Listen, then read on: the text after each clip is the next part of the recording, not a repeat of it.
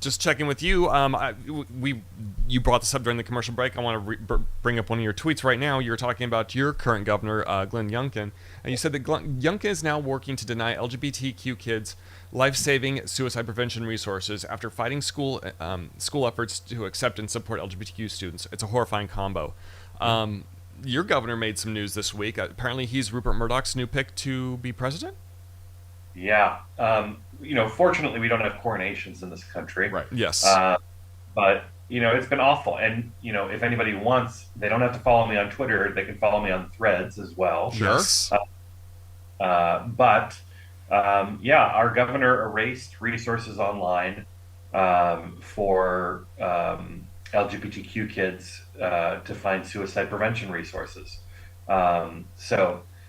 First, he wants school divisions and people to be able to bully LGBTQ kids in our schools, and now he wants to remove life-saving resources from the internet, from state resource websites. So it's a horrible combination. It's hardly surprising that Rupert Murdoch would think that he'd be appropriate. Well, I mean, the problem that Rupert Murdoch has is that he has a Trump-sized problem.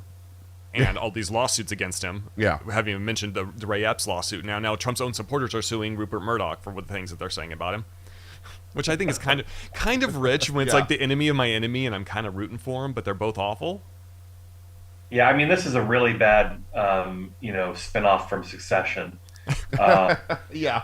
It's only going to get crazier as they cycle through. Look, we're seeing a repeat of, 2016 on the Republican side, where these flash-in-the-pan names will come up, and then Trump savages them.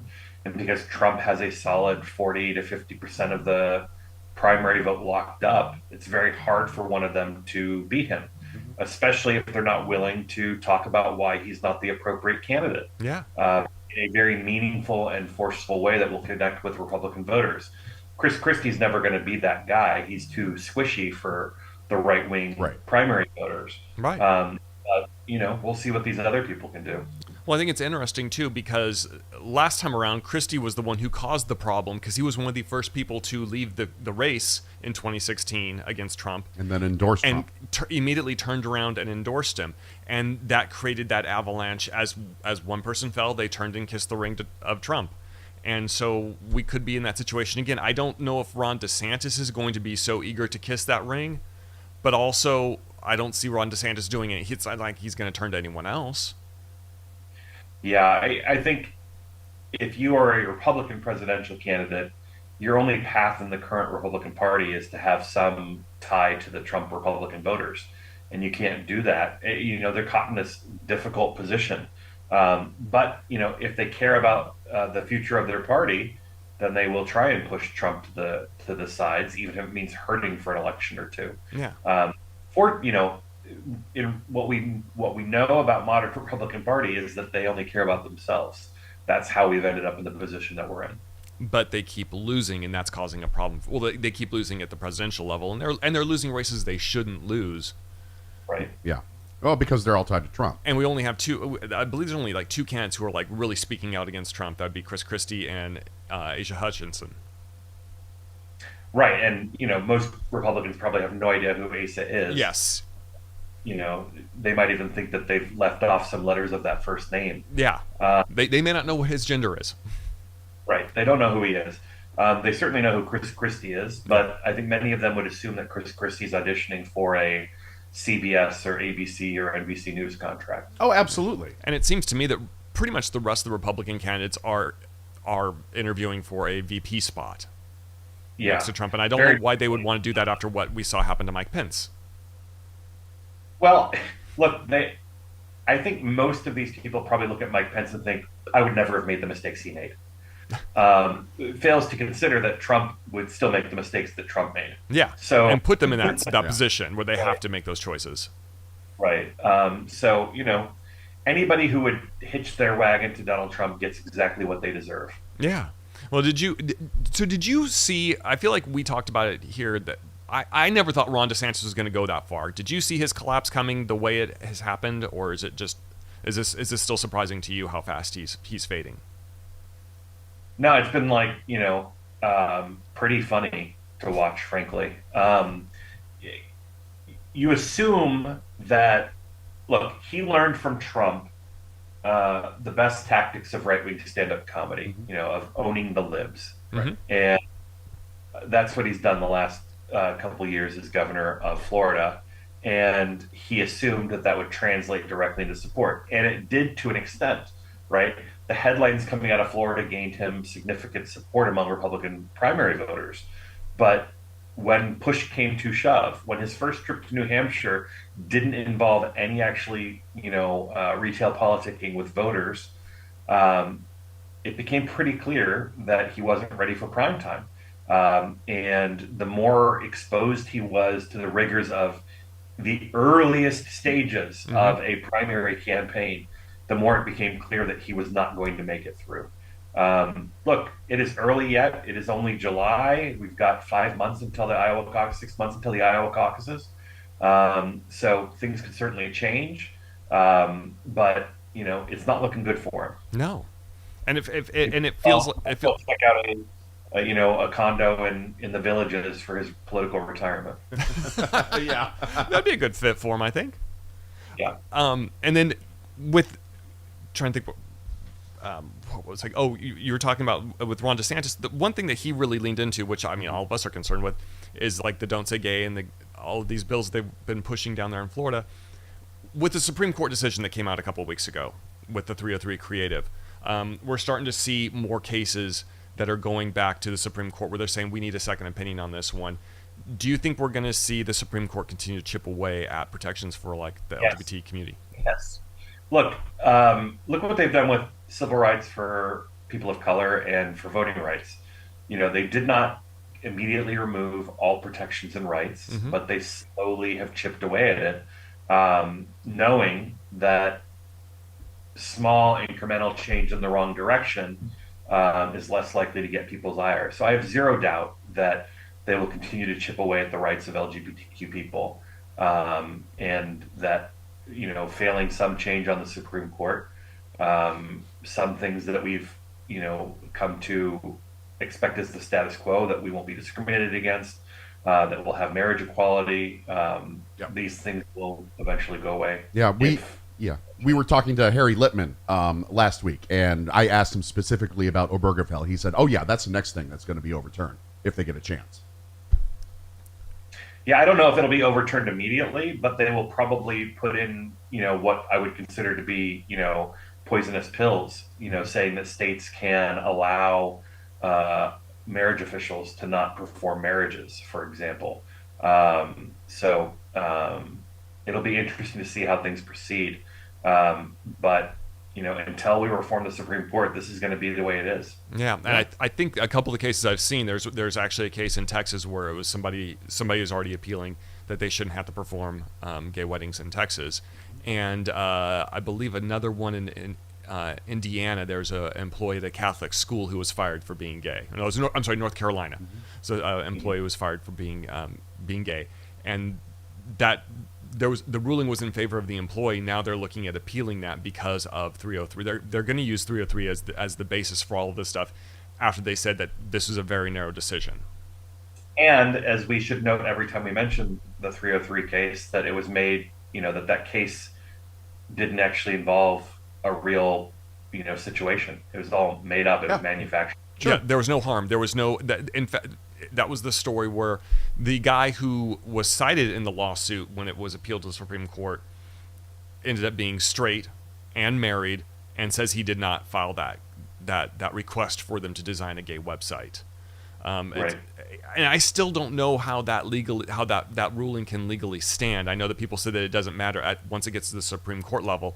But that was falsified information that was provided to a lower court by 303 Creative and their attorneys. Well, I don't know what the rules are with the bar, but I would imagine that people are going to be looking very closely at whether or not those lawyers should be able to continue practicing. I would hope so. It seems like a lot of lawyers are losing their licenses these days.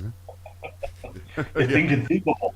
It's not exculpatory, that's for damn sure. Yeah. Boy, that's right. I cannot wait to see what happens with the final bar's decision on Rudy Giuliani. for somebody to go from being quote unquote America's mayor to can't even practice law because they, associated themselves with doing everything that Trump wanted them to do. It's quite a fall from grace. Yeah. And one last one I wanted to ask you about was we've been seeing a lot more of Moms for Liberty these days. Is that something you've ever had to deal with in your school board, dealing with the Moms for Liberty?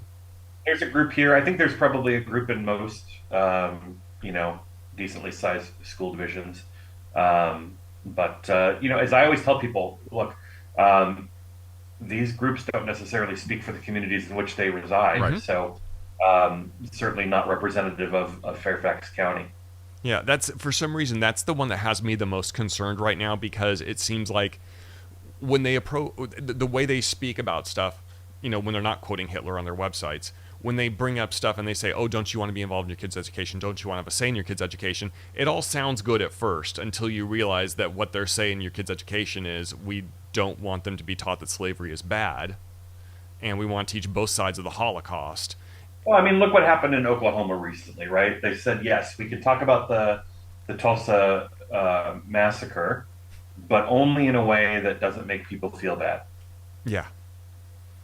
I don't understand what this concern is about kids feeling bad about stuff that's happened in the past that they're not responsible for. That was never a problem for us growing up, was it? About slavery, and you think white kids are going to feel bad because white people were slave owners. Why are you assuming that they would inhabit the mentality of a slave owner instead of an abolitionist? Right. And so, the only way that you can talk about the progress the country has made is by acknowledging where we came from. Otherwise it's just fluff. Yeah. And they're trying to roll that back, and they don't want people to actually know their history. Yeah. I mean, and that's the danger here, right? Like, if you don't know why we have the Voting Rights Act, if you don't know why LGBTQ people need protection under the law, if you don't know why the women's right movement exists, then you're not likely to try and stand up and defend it. Yeah. And I think they know that. I tell young people sometimes that their grandparents, their grandmothers probably weren't allowed to have a credit card until they were in their 20s or 30s, because until 1970, 74, I think, women couldn't have a credit card or take out a mortgage without the co-signing of a husband or their father. Right. You're talking about my mom right there. She could not get a credit card when I was born. Right. And so, just one of many examples, and these are the types of things that students need to learn. Yeah. Because they also need to know what we could revert back to if we're not careful. Yeah. And it's, Dylan and I have had this conversation at home. It's like, for us, World War II seems so far in the past. But when we were kids growing up, I mean, there were Holocaust survivors. There aren't as many of those people anymore. And that firsthand knowledge is not getting out there to kids right now. And it's hard for us to believe. We were taught so much about this in school, and now there's like, A, it's not being taught, and B, they're trying to pull this like both sides thing with every little thing. It's terrifying to me that we're forgetting our history right now, I guess is what I'm trying to say. Yeah, I mean, you've got members of Congress defending white nationalists being able to serve in the military. You've got all kinds of craziness happening out there. The good news is average, everyday people don't want libraries censored, don't want history whitewashed. They want students to be able to have access to things that spark their curiosity. They want students to have access to what actually happened in this country. So what that requires, though, is people showing up to vote in every single election. Absolutely. And even school board elections. Yes. Especially school board elections. Yes. And if you don't know who your school board members are, you should get to know them. And if you can't figure out how to donate to them, you should donate to me. Yeah, exactly. And how can we do that? You can go to mooksforcarl.com and help us reach our July goals.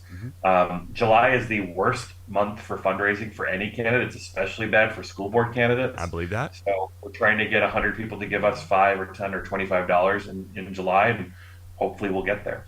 All right. Well, thank you, Karl, so much for joining us. Keep up the good fight because we need you on that school Yes, board we do. there. Very much. And All wherever right. you and wherever you may be showing up next. Yes. All right. And we'll talk to you next week, Karl. Thank you so much, Thank Karl. you. All right. This is the Stephanie Miller Show, and this portion of the Stephanie Miller Show. Is brought to Any thoughts on these investigations into Hunter Biden, Barney Fife? Well, we have on a good account there was a whistleblower. All right, now Otis was going by the gym and there was a whistle on a string. And he picked it up and he claims he saw something. Now we're waiting for Otis to sober up. And when he did, we found the door was open and Otis is missing. So